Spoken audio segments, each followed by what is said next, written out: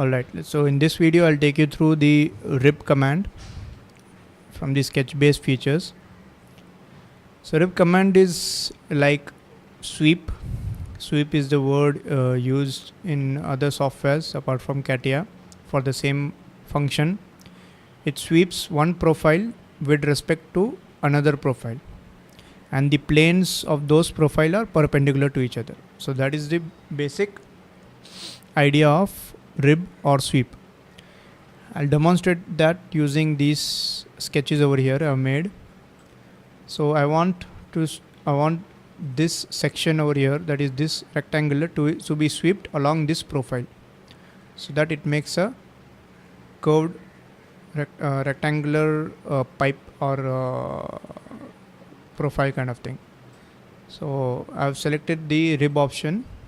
Then under profile I select the profile which I want to sweep, and under center curve I select the center curve through which I want the profile to be swept.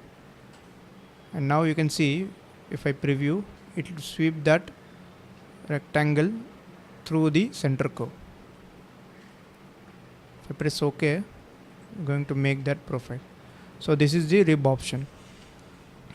It's a very useful option, and it is used a lot in practice for various types of geometry.